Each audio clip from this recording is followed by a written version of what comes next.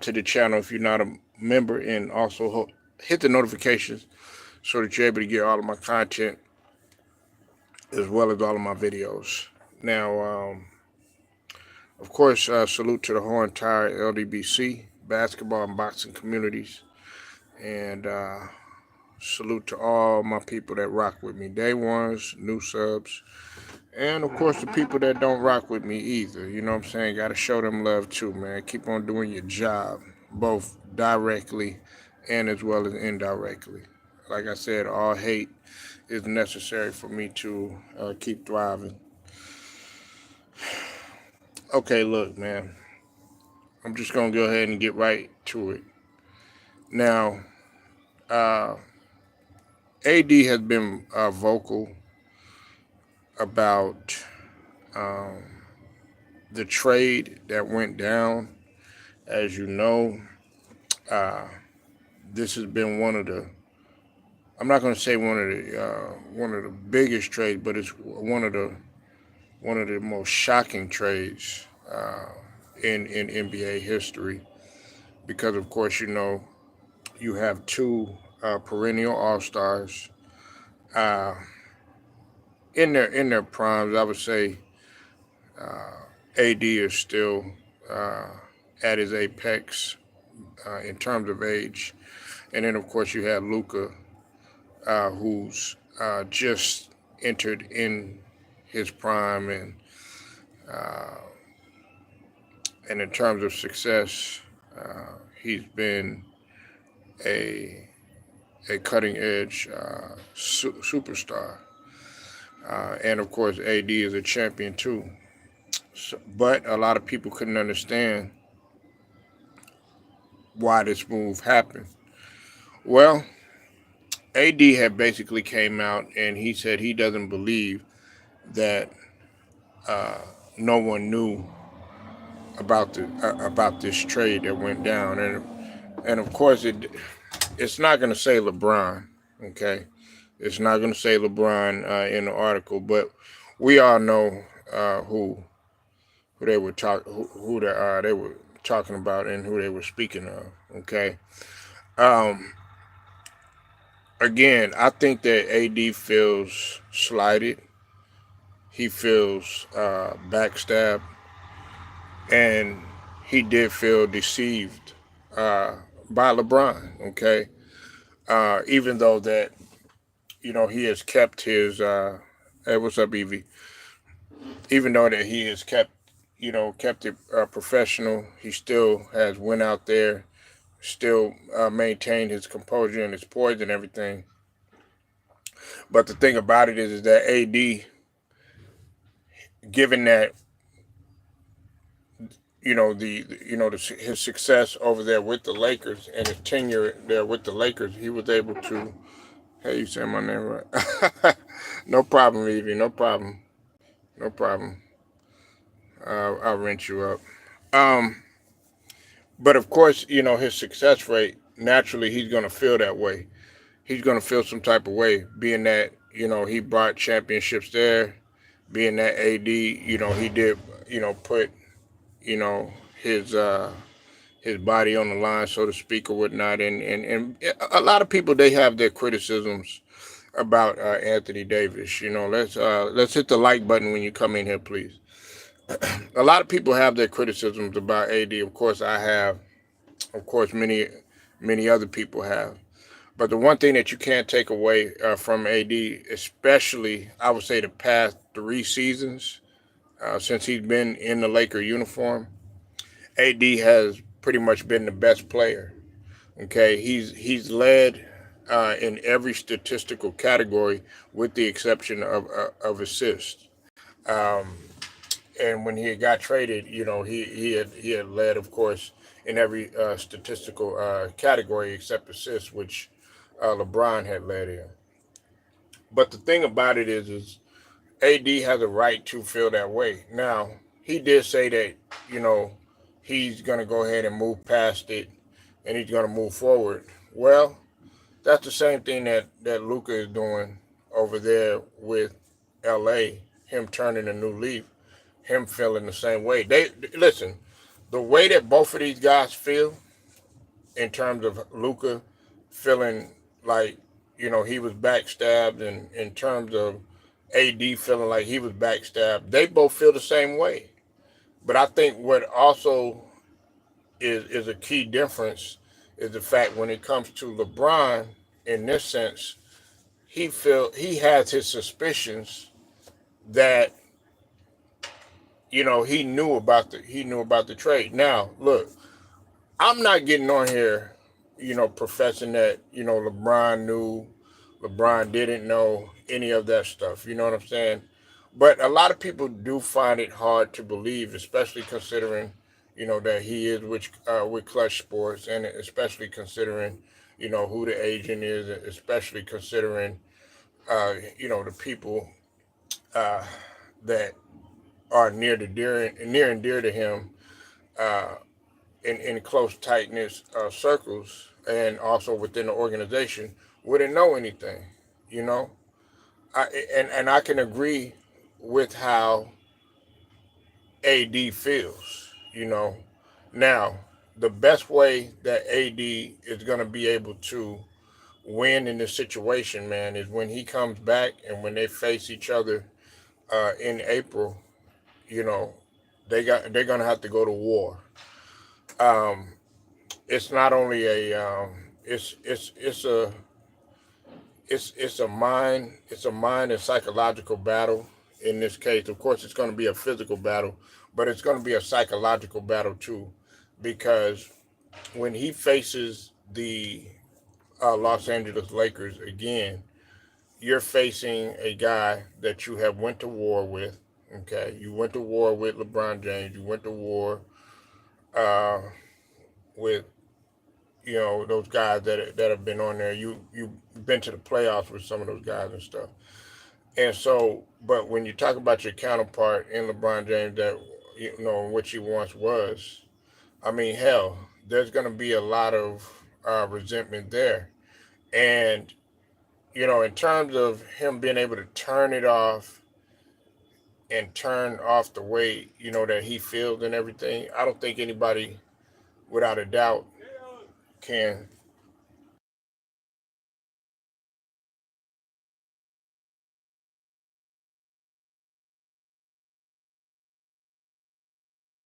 Hold on one second, y'all.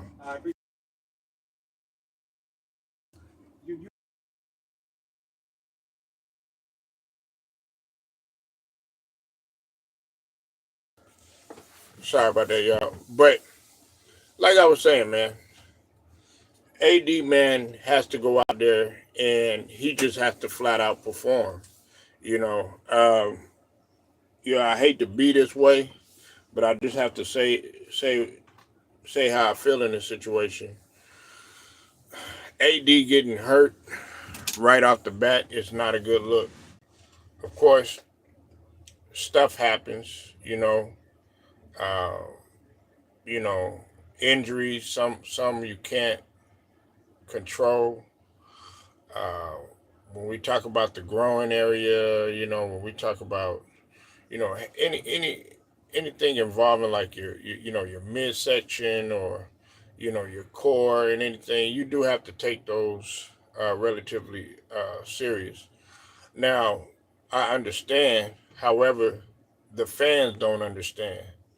Okay, even people within the organization, they don't understand, because if he got hurt, and let's say AD would have been out for the year, well, Nico Harrison and Andrew Dumont, I think that's his name, the head guy for or the owner for the Dallas Mavericks. They probably would have looked at him and been like, "Hey, what's up, JoJo?"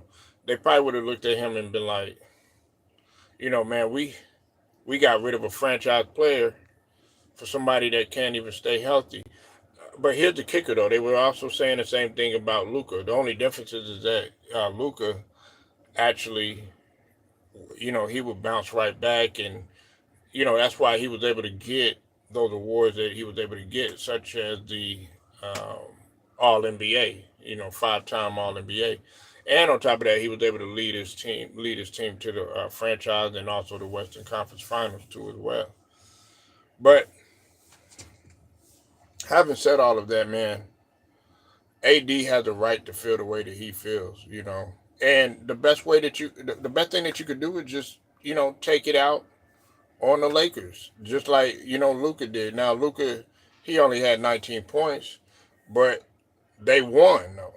They won the game, even if Luka would have scored like only 5 points or some shit.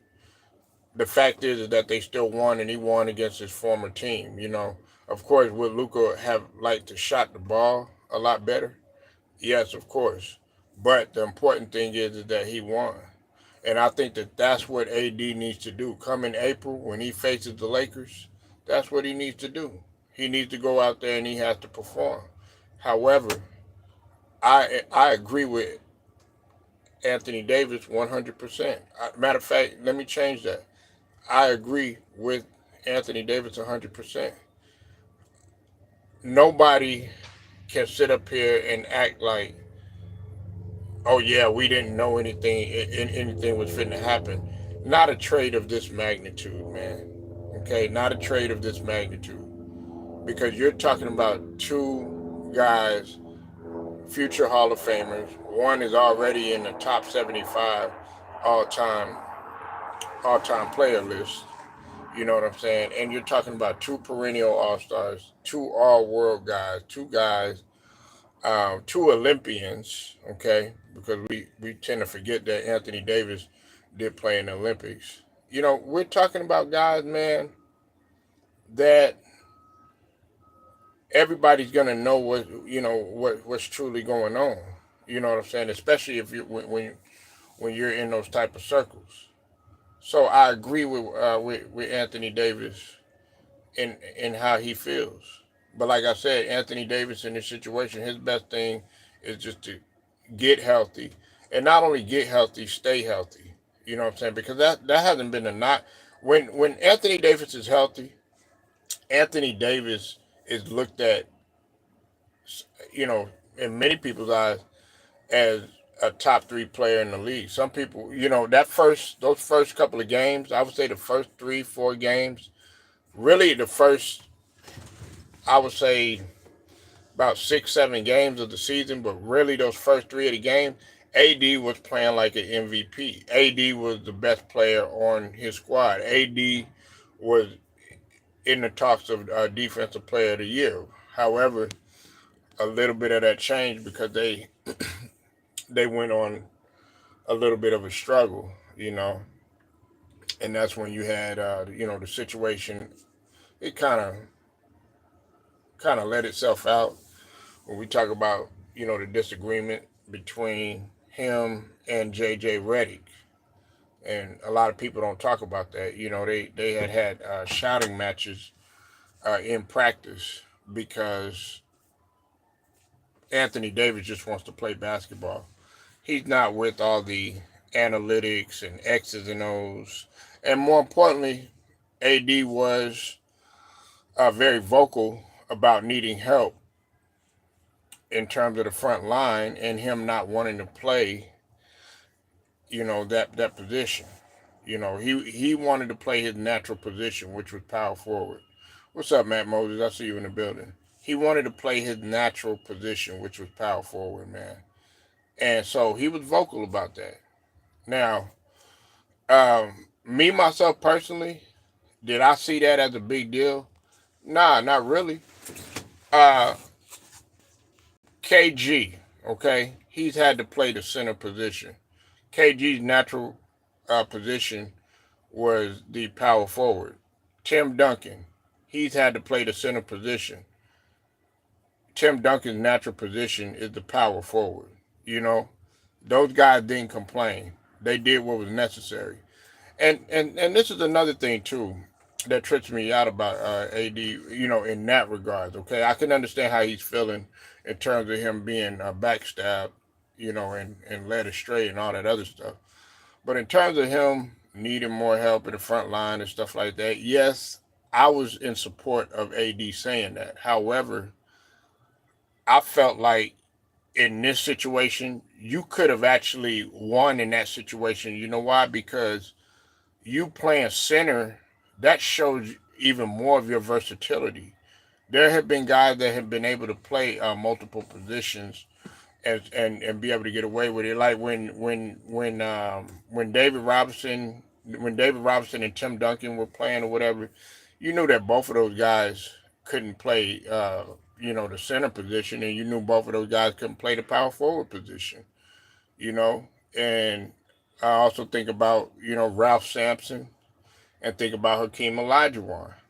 You know, uh, you think about Kendrick Perkins and you think about KG, and I know some people they don't look at Kendrick Perkins as a dominant big man, but I'm just saying when he was in there with another big around his size, you know, I felt like AD he should have just went ahead and answered the call, and he was continuing to answer the call. You got to think about it. He was averaging 25.7 points per game.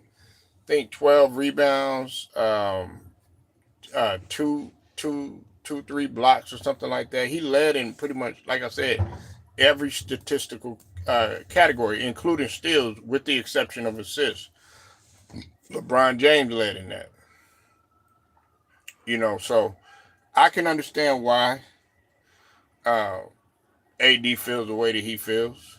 I can understand that he feels backstabbed. He feels betrayed. He feels really betrayed, and there's nothing wrong with that. There was a lot of guys that felt betrayed when they got traded. When you talk to a lot of NBA players that have been traded over time, they're like, damn, what did I do? I've done everything that I could for this organization. The classic one that I think about, who everybody said that Isaiah Thomas was involved and all that stuff, was the one with Adrian Dantley when he went over when he was traded from Detroit. He felt some type of way.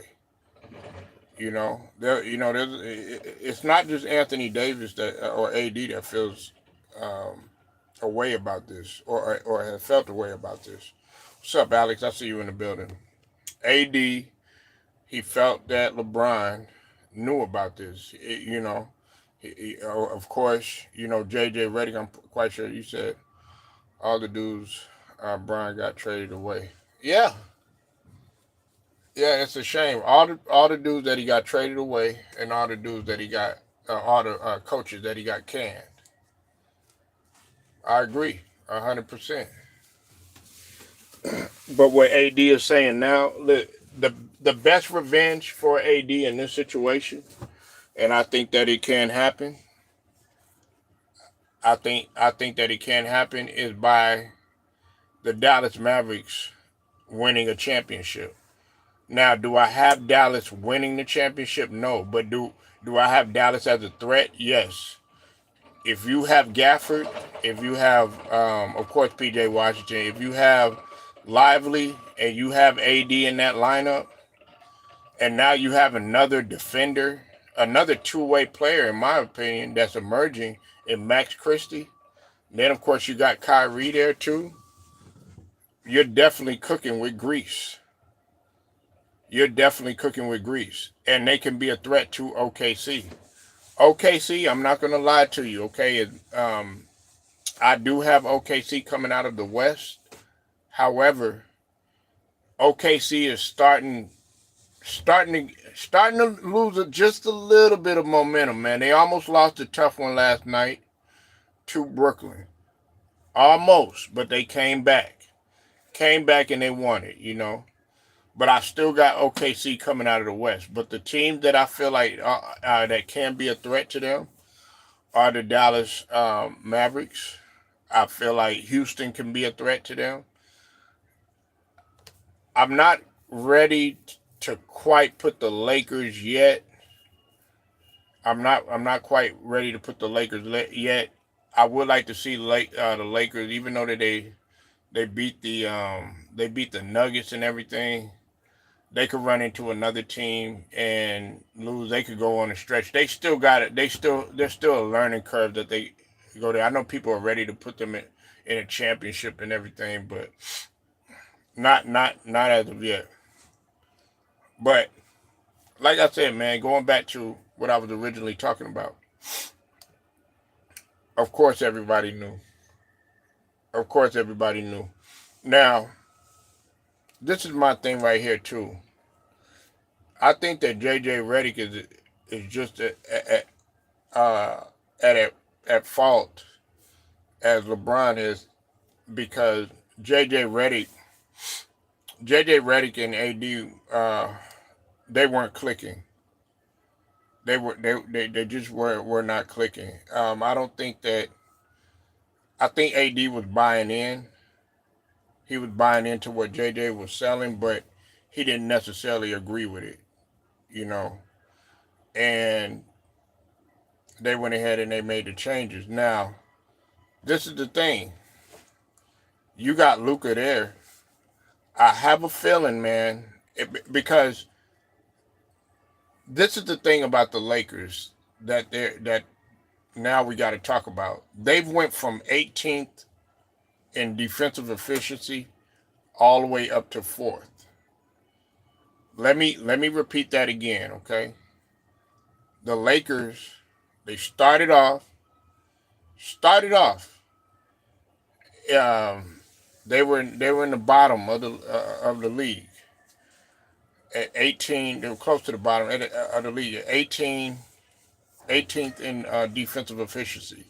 They have they have shot up to 4th in defensive efficiency, and that's with Luka. So that is something to pay attention to. You know, that's something to pay attention to, and the reason why I mention that is because you would think that with AD being on the team, that their defense would have been a lot better. But that wasn't the case. Even though that we all know that what AD brings to the table defensive wise. So that's something that I paid attention to. And on top of that, Luka, he seems like he right now at least he seems like he wants to be there. But coaches and players are gonna have to butt heads, man. LeBron has butted heads with pretty much all his coaches. You know what I'm saying? He's butted head with JJ Redick in the short period of time that he's been there. Luka he butted heads with Jason Kidd, but I felt like Jason Kidd brought the best out of him. Now Luka, if you're looking at Luka now, Luka actually is making an effort on defense, and I'm not trying to make this all about Luka, but I'm trying to bring a point here. My point is that AD, he's going into an entirely different situation now, and AD has won a championship with Jason Kidd. He didn't win a championship with JJ Redick. He didn't win a championship with him. So that's the key difference. He won a championship with LeBron and everything, but I'm talking about in terms of coaching. Now you have J Kidd. He's like, hey, do you want to play power forward? No problem. We're going to put you in your natural position. We're going to accommodate you. You know, who is the main guy on that team? In my opinion, I would have to say Kyrie, okay? Kyrie is going to be the main guy for Dallas. The reason is man, Kyrie has been holding things down. You know, from a talent perspective, you know what I'm saying. That could be argued too. Many people are going to say AD, but the thing about it is that Kyrie, he tends to show up. He's hurt less. You know what I'm saying. Kyrie was hurt somewhat this year and everything, but he was able to bounce back, be back on the floor. Matter of fact, he's playing hurt now. That's what a lot of people don't realize. But I think right now I give the slight edge to Kyrie, you know. But both of those guys being in the lineup, they will do some damage in the Western Conference. Um, but yeah, just to close the casting on this particular topic right here with AD. Yes, they knew. Someone knew. Some people knew. They knew what was going on. The writing pretty much was on the wall until they just pretty much in, they pulled the plug on it, and they pulled the trigger, so to speak, to go ahead and make things happen. You know, and we should have already known anyways, because Nico Harrison and Rob Pelinka had been talking anyway. I mean, they had been talking for, several weeks before this had taken place. Too Raw for TV is in the building. Make sure you go sub to Too Raw for TV, one of the HNICs of this LDBC thing, top ranked historian on YouTube, man. And Too Raw is definitely versatile and talking about many different subjects, man. Salute to you, brother, for being in here. You said I've always had a hard time believing Rich Paul knew of the trade 2 days before the trigger was pulled and didn't inform his childhood friend LeBron. Yes. Now, I'm not gonna lie to you, Too Raw. I can't even front. I've always kept it 100 with you. At first, I kind of, I kind of tried to give LeBron the benefit of the doubt, man. I tried to in the beginning. I think you said that too. I tried to give him the benefit of the doubt. He said he was out to dinner, but it was you, man. It was you that really, you had to look beneath the surface. I had one of those Will Smith. Now I thought now for a minute. You know what I'm saying? Like, I'm like, wait a minute. So, I'm like Willie D. Something ain't right. You understand what I mean, Too Raw? And I was like, I had to backtrack, and I had to really understand what you were saying, and how you were very candid and descriptive in explaining and breaking it down, these scenarios about them being, Anthony Davis being a part of Clutch. Then on top of that, the childhood friend thing, Rich Paul, him being involved. And here's the icing on the cake, Too Raw. This is the thing. Nico Harrison and Rob Pelinka were boldly, I mean, they said it unapologetically. They basically said that they had dinner and discussed this a few weeks prior. I think a month or something. Either way, they talked about it. And that's what made me kind of be like, I don't know. And so when he came out with this, and of course, like I said, he didn't say his name. He was like, yeah, he's not going for any of that shit. But like I said, you said, yeah, I gave him the benefit of the doubt too. Yeah, but something didn't sit right with me. And I like I said, we tried to be fair. I try to be fair when it comes to, any type of player, man. Not just LeBron and any type of scenario, But the thing about it is like something's not right. Now, I haven't seen LeBron smile this much, since he had Luka and everything. And of course, there were a lot of smoke signals, because the smoke signal was like, okay, LeBron, he gonna be disgruntled that Luka was there and da da da da, all this other stuff. So that's why, like, I was kind of like, I don't know, I don't think LeBron would want this, because the first thoughts was that LeBron was gonna be on the first thing smoking out of there and everything. But that's when he came out. He said he's staying there, all this other stuff, and that's when I was like, that's when the psychology thoughts had came in, and him, fooling the people, so to speak, and putting up that smoke screen, so to speak, and the poker face, so to speak. But like I said, man, either way, just getting back to everything that I was saying and spinning the block, so to speak. Anthony Davis, his best way that he's going to be successful is to getting a championship. You know what I'm saying? I hate to be brutal. I hate to be cutthroat, but he's going to have to win a championship. Getting to the finals is not good enough. He's going to have to win a championship. And on top of that, what's going to make it look even more better is the fact that he's going to not only Luka's former team, but he's playing with his former teammate in Kyrie. When we talk about LeBron, and he's winning a championship with him too.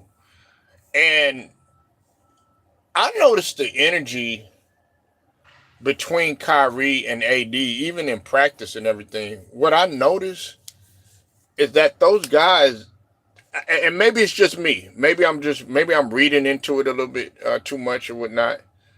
But what I noticed, man, is that those guys have a lot better continuity, and I think that they would feed off of each other better. But I've already told people I feel like Kyrie and AD, they feed off of each other better than what LeBron and Kyrie did. That's just my opinion, because a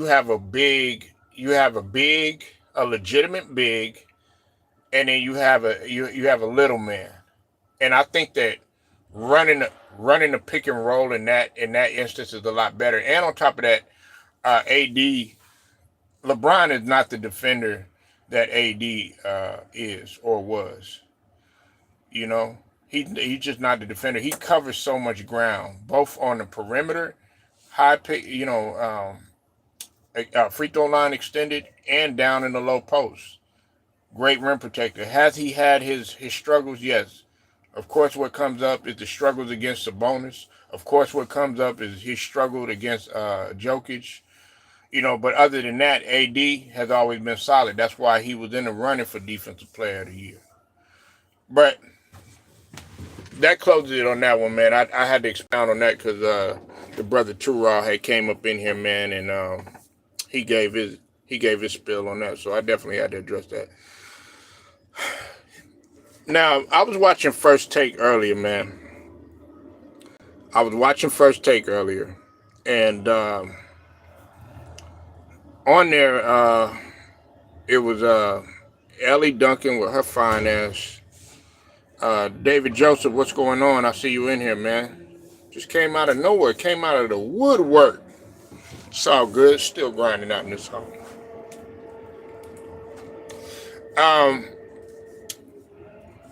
Ellie Duncan was on there.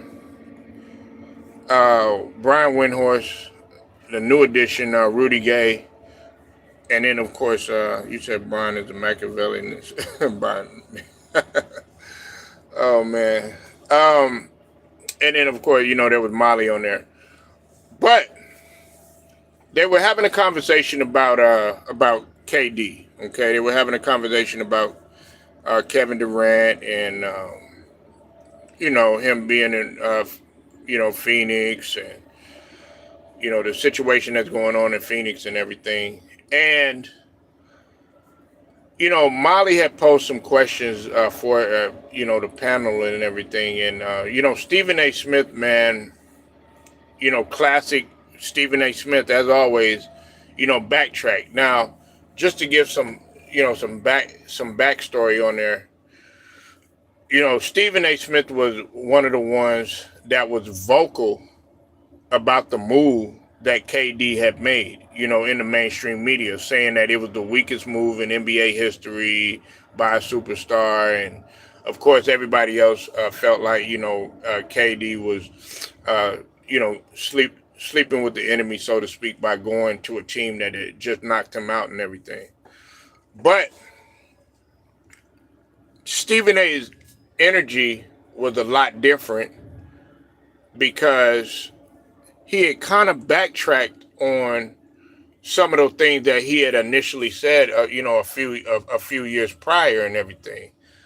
And both Ellie Duncan, but really it was Wendy, had called him out on it about the stuff that he had said, and Stephen A. was trying to explain. He was trying to dig himself out of that argument, trying to dig himself out of those statements that he had made and everything, instead of just standing 10 toes down what he said. And he was trying to make excuses for what he was trying to say.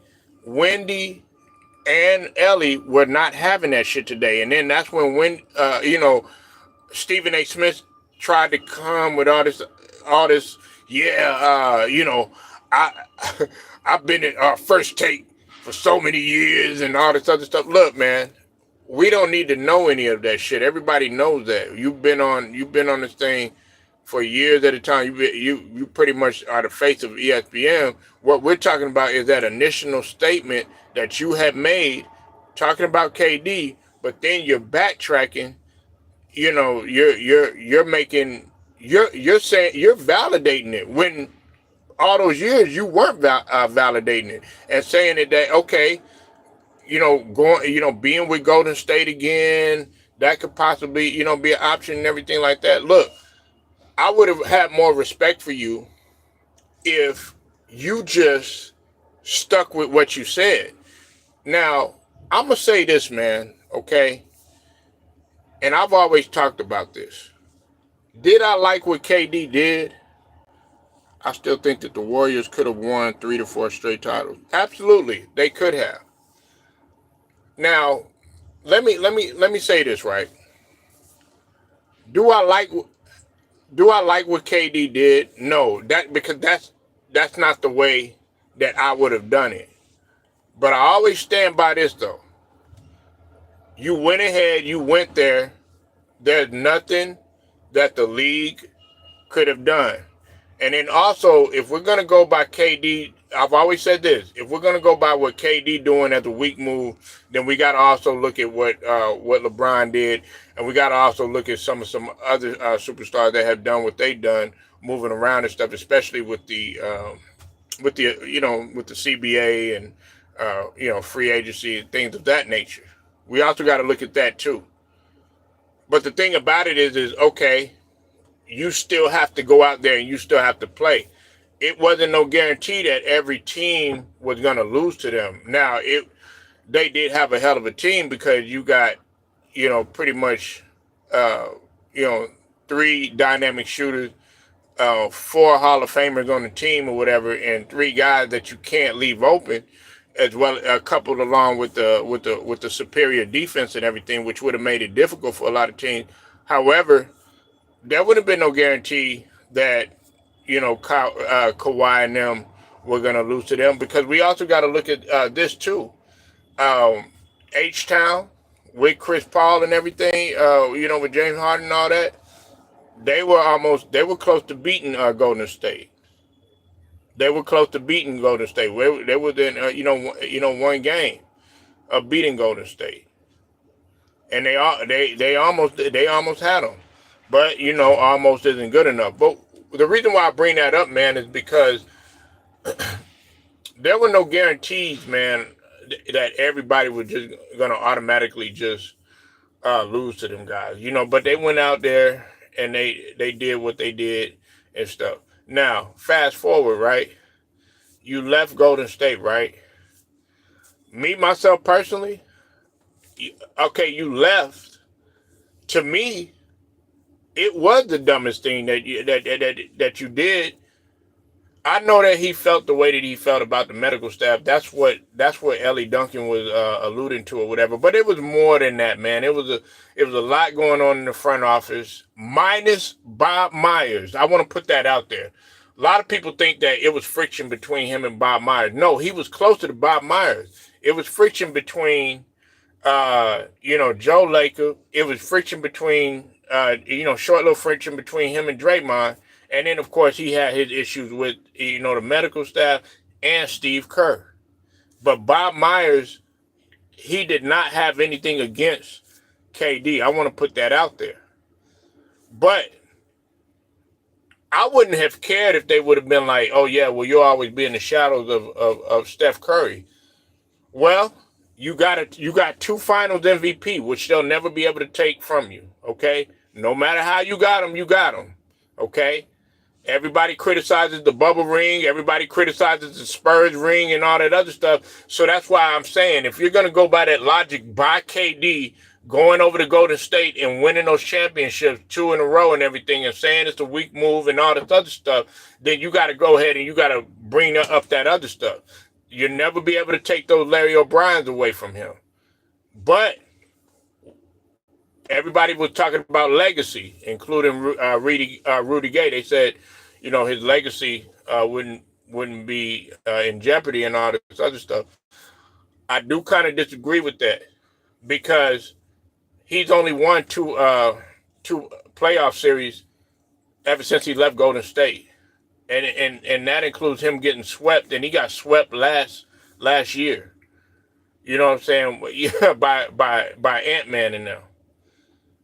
You know, and if you move again, you're pretty much going to be looked at as a journeyman. And Ellie Duncan brought up Shaq. You're going to be looked at, I hate to say it, in the same light, so to speak, because Shaq got his, he got his rings and stuff like that. But after that, Shaq was moving around, and it was kind of like he was ring chasing, or he was upset wherever he was at, or he was disgruntled, and this wasn't working out. When he came over there to Phoenix, man, everybody thought that his intentions were to, okay, I'm going to stay here. We're going to win championships. Okay, let's get it done. We're going to get that hardware. And it was the same over there in Brooklyn. Everybody thought, okay, hey, we in Brooklyn now. It's me, Kyrie, Harden. We got Steve Nash, all this other stuff. Well, guess what happens? That fell apart. You know what I'm saying? And that's what people are going to be know. You said Draymond's a bully. He went KD because he knew KD wouldn't clap back then. KD will clap back now. Draymond actually wasn't being a bully. David Joseph, let me say this, all right? Let me say this. Draymond was not being a bully. He wasn't being a bully. As a team, you're supposed to be loyal, right? And he just wears his heart on his sleeve, man. You know what I'm saying? And when he found that out, I think he called him out on it. When you're in the locker room, guys are going to call you out about certain things. And it just happened to spill over. Where I feel like KD, what he should have done, David, if it's me, or if it was like somebody like Too Raw, I imagine like Matt Moses, if somebody calls me out right then and there, I'd have been like, well, nah, motherfucker, I'm not going nowhere. And if you want to have a discussion and you want to go put this out on the table or something like that and handle this like men instead of arguing on the bench and shit, then we could do that. And if the bitch word flies out of the mouth, I guess it's just me, then we're squabbing right then and there. Ain't no more talking and none of that other stuff. But I'm not going to leave. I'm not going to leave. Draymond is not a bully. He's not a bully. A bully to me is is going at somebody that's defenseless. You know what I'm saying? Going at somebody that's defenseless. Well, if you talk about that Jordan Poole situation, Jordan Poole was the one that started the whole thing. Y'all looking at, oh yeah, look at Draymond, look at what he does. Everybody look at the Nurkic situation. Everybody think that Nurkic is all, he's all calm and a good guy and all this other stuff. Nurkic is dirty too. Okay, and that's the same analogy that I was bringing up about John Stockton. Y'all think John Stockton is just this good family, wholesome guy, white guy, come on in, have dinner with us and all this other bullshit. Man, he was dirty than a motherfucker. Thrill Connor. So, listen, Jordan Poole, he started that shit. Draymond ended it. Now, look, I don't agree with everything that Draymond did. Do I feel like Draymond could have handled that shit a little bit differently? Absolutely. You know what I'm saying? But I felt like KD could have handled it differently anyways. He was already at the pushing point, and he was already at the tipping point of leaving anyways. And so Draymond made it worse. But you see what I'm saying, though, Thrill Connor? I don't like the way he went about it. I want to make that abundantly clear. I don't like the way that Draymond went at that situation. However, I understand how he feels. That's just like you, Thrill Corner. I'm on the team with you. Let's say you, David Joseph, the brother Too Raw, and Matt Moses and Alex. Yeah, I came to your team. Okay? I'm joining your team. And my intention is that, hey, we're going to stay here. We're going to win championships. I'm going to do what Andre Iguodala did. I'm going to do what, you know what I'm saying, Dennis Rodman did when he went to the Bulls. I'm going to do what Ron Harper did, even though that Ron Harper, he went to the Lakers and all that other stuff. But you get what I'm saying. I'm going to go there and I'm going to be loyal to the soil. And I'm not going to leave y'all or whatever. Then I find out some shit. I feel like, guys are snaking me or stuff is said behind my back and all this other stuff. I'm gonna call a meeting, and we are gonna have it out on the table, and we're gonna discuss it. If I have a problem with somebody, hey, we could. It's any way that we could go about it. We could, we could fight it out or we could talk it out. You know what I'm saying? Of course, we ain't gonna shoot it out or whatever. You know what I'm saying? But it's like Moneybag Yo says. We could keep it cordial, or we could we could keep it gangster. However you want to go about it. You know what I'm saying? But that's what I mean. They should have handled it a different way. Behind the scenes or whatever. Now, of course, the videotape had got leaked. Okay, and that wasn't either one of their faults. Fights, scuffles, people damn near killing each other have happened all the time. Jordan Poole did start that. You're right. Stockton was a jerk. Yeah, that punch. Not that. Yeah, exactly. Y'all think Listen, you look at John Stockton, and you think this guy was a wholesome guy. He played for Gonzaga, assistant steals leader. He could do no wrong. And Gary Payton will tell you John Stockton was dirty. Every guy will tell you that John Stockton was dirty. But I only brought up John Stockton is because y'all always think, y'all look at Nurkic and you're like, oh man, Nurkic ain't gonna do it. Man, that guy, he's a good guy and all this other stuff. Y'all not out there on the floor. People do certain tactics that are very dirty and stuff like that. Just some of them just outright landish or dirty, like Jaja Pachulia and fucking Bruce Bowen. Just to name a few of those guys that were, just real dirty. As much as I like them, Rick Mahorn and of course Bill Laimbeer and guys like that. You know what I'm saying? Some of those guys were, just did really dirty tactics and stuff like that. But hey, it is what it is.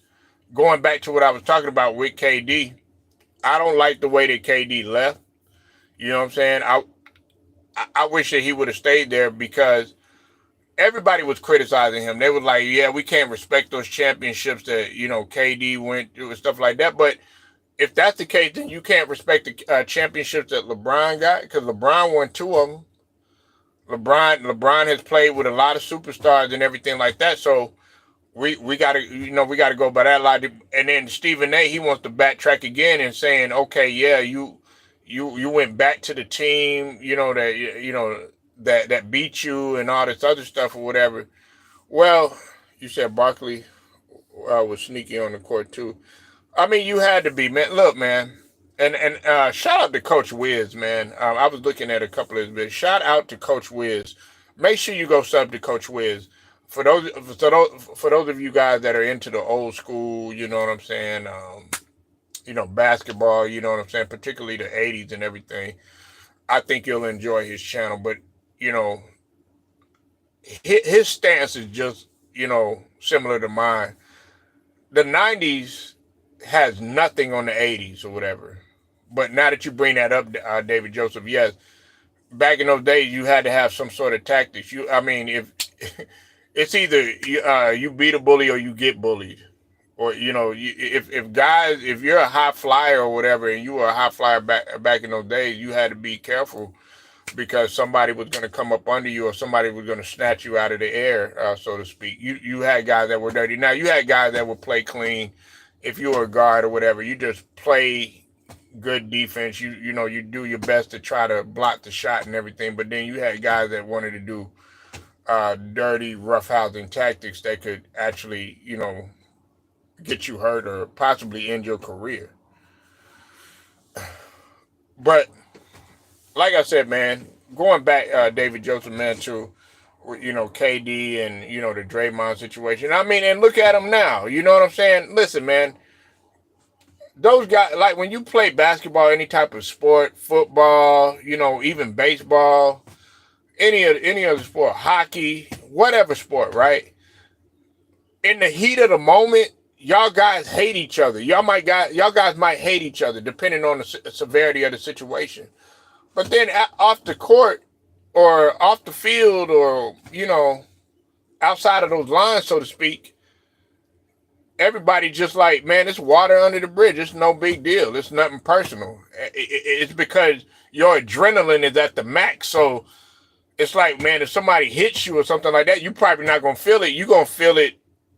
You're not gonna feel it until after the fight, or maybe a day or two later, or you might feel your injury a day or two later because your adrenaline is at the max. And that's the same thing as it pertains to you feeling the way about each other. Like if me and David Joseph, if we were in an argument and we're on the bench, because I've done that before. I've been on the court and I've been on the bench and we're sitting there cursing at each other. We're talking about each other bad. I mean, saying all types of disrespectful shit. Oh, you suck. I was like, motherfucker, you can't do this. And, you ain't shit. I mean, just saying personal shit. And then after the game, guess what we doing, man? After we win, we over there eating pizza or eating fried chicken or some shit like that. You know what I'm saying? Laughing it off and shit like that. And then in practice, guess what? We going at it again. I've seen guys, man, like I told you, we've seen guys rolling on the floor, fighting, pause, and, next thing you know, they might not talk to each other for a couple of days. Next thing you know, we out at the club with one another. And we thinking, man, we thought y'all guys hated each other. They're like, nah, man, it's just bullshit. But that's an athletic atmosphere, man. It's a competitive environment. Nobody wants it's like being in a competitive household, like with your brother or your sister. Your brother, y'all probably fight each other to the death or whatever. Yeah, heat of the moment type stuff. Let me put you as a moderator, through a corner. I rinsed you up, through O'Connor. But y'all, you might hate your sister. And look, I know fellas, we don't want to put our hands on females and stuff like that, but the only one that you really probably put your hands on is probably your sister or whatever, because that's your sister or whatever, you know what I'm saying? So you kind of teaching her, how to fight or whatever. You probably take it easy on her and stuff like that, but let somebody else try to hit your sister or, touch a woman in your family or something like that, or, even with your brother or something like that, you know what I'm saying? Y'all fight each other, man. Y'all probably have bloody nose, black eyes, all that other stuff. But let somebody touch your brother. Guess what? You're going to attack them immediately. You're like, nah, man, I'm the only nigga that can hit that nigga like that. You know what I'm saying? Or some shit like that, But, and that's the same thing. These guys were brothers, man. You know what I'm saying? I sound like old dude off of Menace to Society. We're supposed to be brothers. But, like I said, he was on the podcast with Draymond, with him and B Diddy, laughing it up, talking. They had a sit down. They've already moved on beyond that point. They played on the Olympic team together since then. Them guys have moved beyond that point.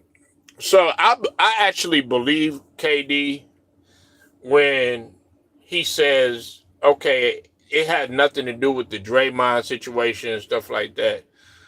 I do believe that. What I just think that, in all honesty, I think that he wants to do things on his own. But KD, as much as I like KD and I appreciate his game, he'll, at this stage of the game, and Rudy Gay brought up a good point. He's 37 years old, man. You know what I'm saying? And he'll be a complimentary player at best. I mean, you can see now he doesn't have that. I don't know. He doesn't, like when you look at Luka he goes absolutely ballistic if things don't go his way in terms of a game. Michael Jordan, he would go ballistic. Kobe Bryant, it infuriates them not to win.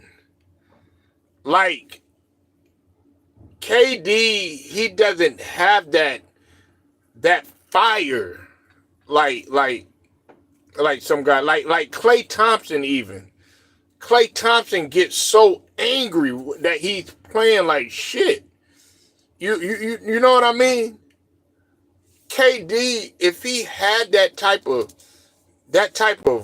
man, I can't sleep at night. Like, man, I got to get my get back type shit. You know what I'm saying? He can't handle the fact, no, I'm going to stay in this goddamn uniform in Phoenix, okay? If we meet up with Minnesota again, I'm not going to let those motherfuckers sneak me. I'm with Ant-Man at the Olympics, motherfucker. Yes, we're on the team, but nigga, I can't wait to bust your ass for what you did to me the previous year. No, I'm not shooting with you. I'm trying to beat your ass. Okay, we're good on the court. Okay, we you know, we're gonna be teammates. But come October and November and come the season, I am gonna bust your ass. And I don't give a fuck if I'm your GOAT or not. That's gonna be my mentality. That's what KD I want to see from KD. And until then, he can't be a killer in my eyes. Like Michael Jordan, he would have never done that shit. You know, Kobe Bryant, you know what I'm saying? He's like, nah, man, we got to settle this. Man, we got to play one-on-one, do something, man, to get that shit off my chest. Because I still remember that you swept me the previous year.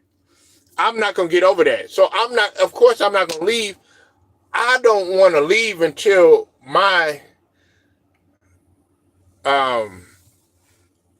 fault, y'all. I don't want to leave until, my objective is finished, man. And I thought that the prime objective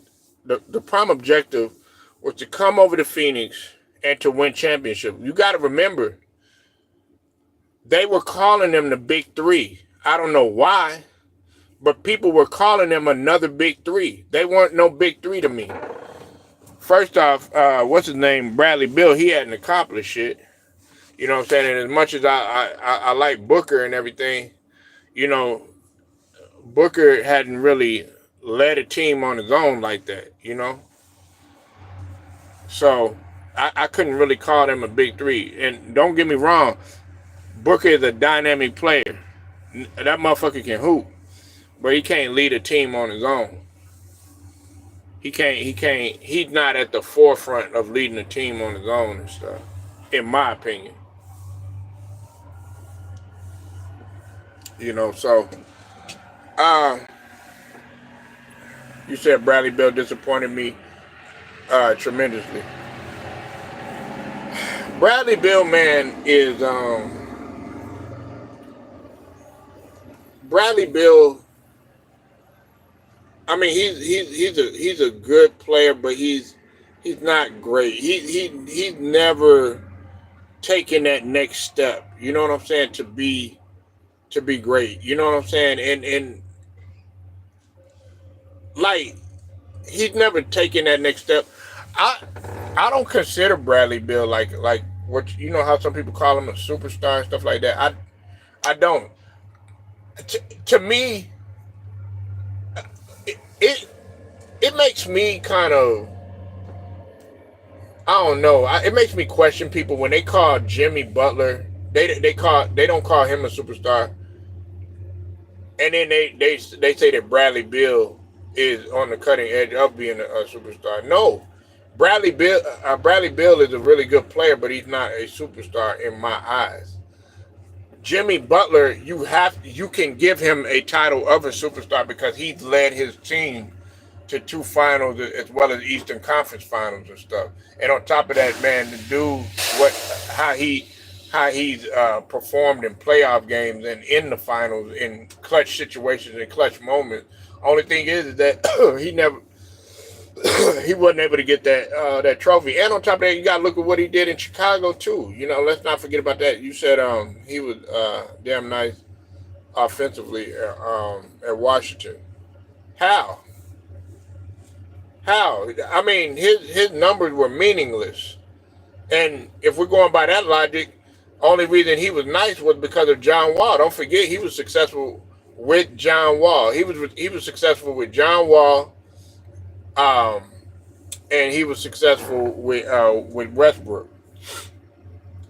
So dare I say, they made life easier for him. And don't forget, there was one time when John Wall, he was leading the league in assists, and I think he was top man in steals too. So all that, yeah, nice offensively and stuff like that. Nice offensively to me is being able to seal the deal at the end of the game. Nice offensively to me is being able to close a game. Nice offensively to me is hitting that shot in when Kyrie did it over Steph Curry and being able to seal the deal at the last minute.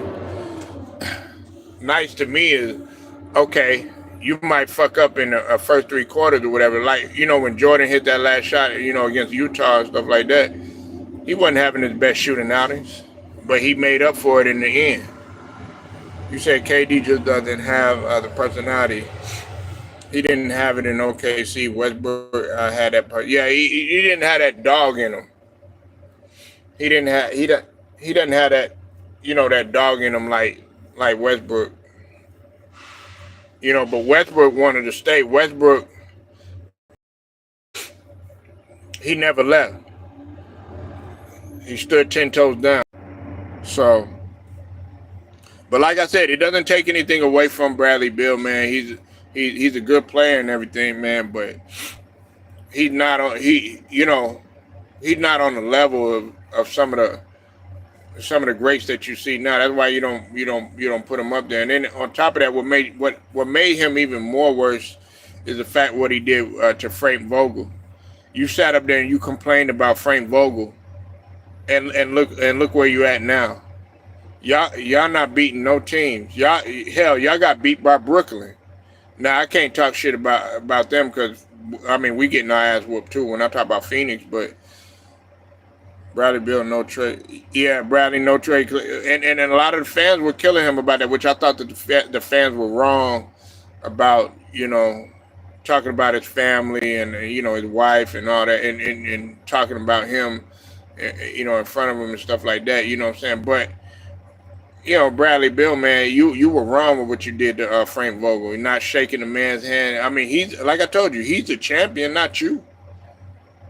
What have you done? You know what I'm saying? Yeah, you in the league and stuff like that, but you act like you entitled. You act like they owe you something. You signed a big contract, in which I didn't really think that you were worth that contract. Really, you hadn't really lived up to your contract. I'm just being real, man. If you getting the money that you getting, man, I'm expecting you to be in the finals, just like with Joel Embiid, old lazy ass. And hurt ass, can't stay healthy ass, man. If you signing that much, if you getting that much money, I'm gonna expect your ass to be like at least in the finals or a conference finals or something, going deep in the playoffs or something. Just like with PG, you know what I'm saying? 212 mil. He already done heard the rumblings and what people say about him. 212 mil, 4 years. Yeah, man. I'm expecting you to, be impactful.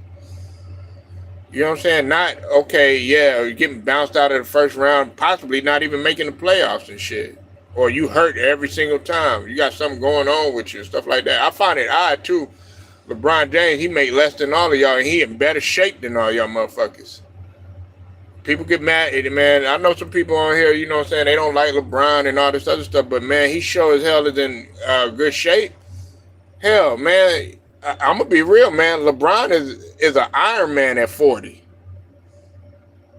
I give credit to what credit's due, man. Y'all can get mad if y'all want to. People, oh my God, man, you said something good about LeBron James. No, man, nigga, I can say whatever the fuck I want to. You know what I'm saying? Just because I give a motherfucker his credit, I mean, this nigga 40 and move better than some of these motherfuckers that's, you know what I'm saying, in their primes and 20-year-olds and all this other shit. Every time you turn around, these motherfuckers hurting shit. I find it odd that motherfucker LeBron is still playing. And that's why I was like, man, LeBron, just get your ass out there and play. Ain't nothing wrong with your ass. You sitting up in there doing squats. You sitting up in there dunking on goddamn, what's his name? Oh boy from, Wright, Mark from Charlotte. Yeah, he don't want to do the podcast no more. But he did have 25 last night. I give him his credit. He played hard last night or whatever. You know what I'm saying? But he gonna have to do a lot harder. You know what I'm saying? You know, and I was just like, man, you should have did that earlier. If you knew something was throwing your focus off, man, you should have shut that down earlier, man. If you knew you was gonna get 2 points in 37 minutes, man, you should have, man, right then and there, I'd have been like, look, man, fuck all this shit. Like Kobe, you know, and that was his, you know, his favorite player. He watched and everything like that, man. Kobe is not gonna sit up there and be cool with scoring no 2 points or, you know, his performance. If he had a bad performance, Kobe ain't leaving that motherfucking arena until he gets up about 1,000, 2,000. David Joseph, you know what I mean? Shit, if I'm bad at something, I'm gonna get better in that. If David Joseph don't want to talk to me or something like that, and he don't want to fuck with my business, well, guess what? I'm gonna make that business even better. You know what I'm saying? Like, oh, what, man? If these people, if they not picking me up, you know what I'm saying, on the squad or whatever, because you know I'm not performing it right or whatever. Guess what? I'm gonna get in that motherfucking lab to get better. I ain't gonna be satisfied with that shit. Nah, that's not what you're supposed to do. You're supposed to get better, man. You're supposed to get in the motherfucking lab, man. That's what you're supposed to do. But everybody's so, oh, well, you know, it is what it is. Nah, fuck that. That's not what it's gonna be. And it's gonna get even better, as you can see, man. That's what's wrong with it. That's what's being taught. You got a motherfucker like Wemby, man. It's killing him not being on the floor. These guys are coming over from France, and that's another thing too. I gotta say this, man, before I get up out of here, man. Listen, I gotta say this. This is off the subject, but I do need to say this. Now, Carmelo Anthony, man. I love Carmelo Anthony, man, as a basketball player. However, Carmelo Anthony capping, man, when he say that,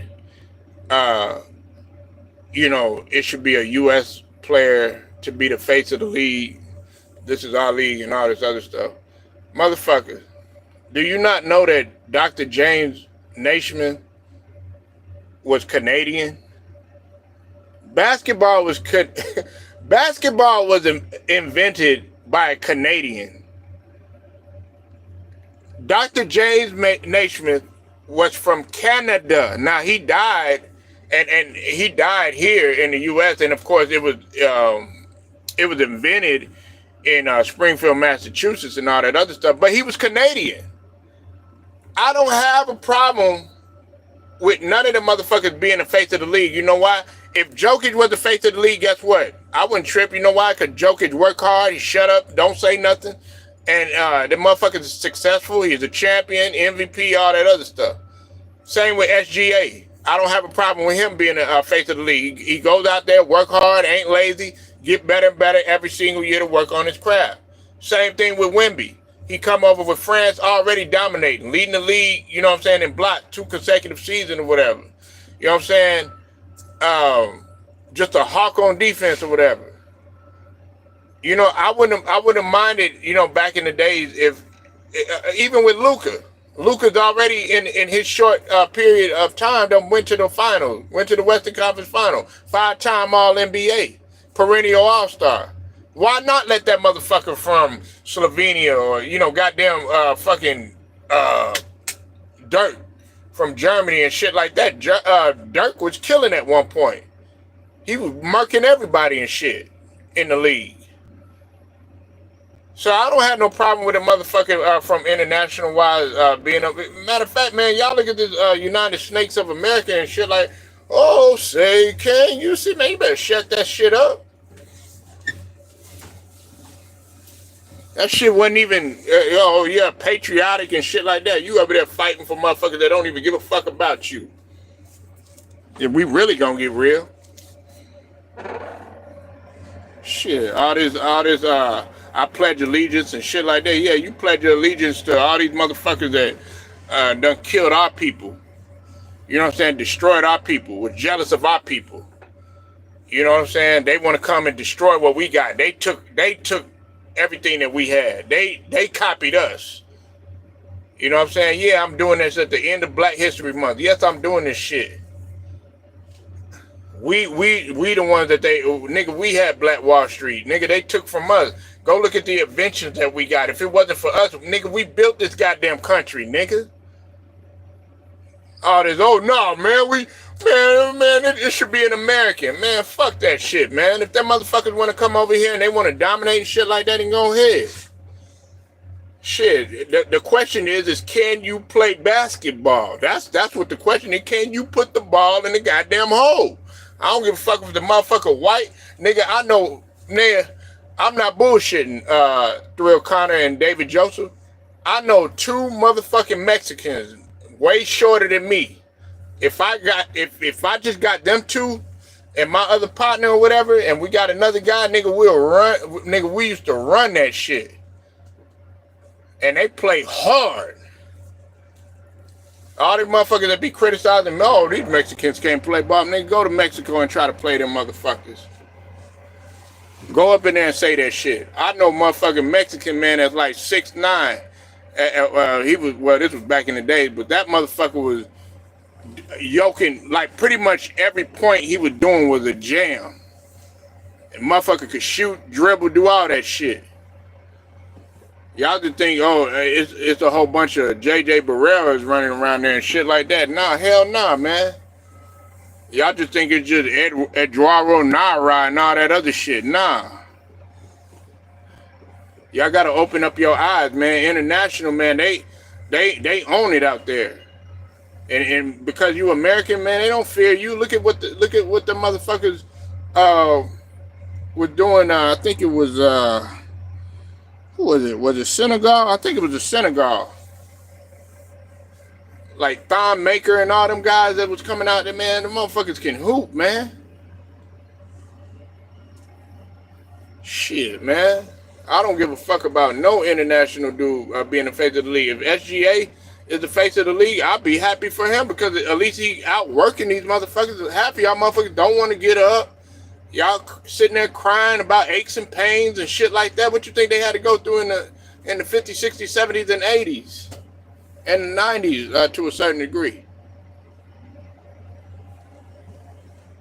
You know, I ain't trying to rant and shit like that, but I'm just saying, man, like, we always make it, that's our thing. We making excuses. Oh, no, we can't have nobody face in the league and all this other shit. We got to have Ant-Man. He got to be the face of the league.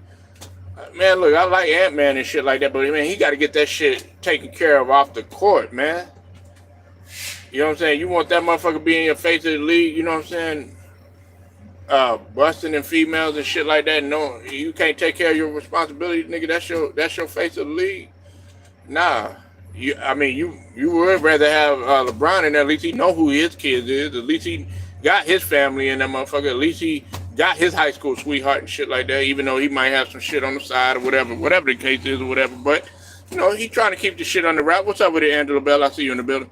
But I got to get up out of here, man. Make sure y'all hit that like, sub to the channel if you're not a member. Also hit the notifications too. Straight to the point, sports and entertainment. Shouts out to the whole entire LGBT, Lions Den, basketball, boxing community. Till then, man, I'm gone.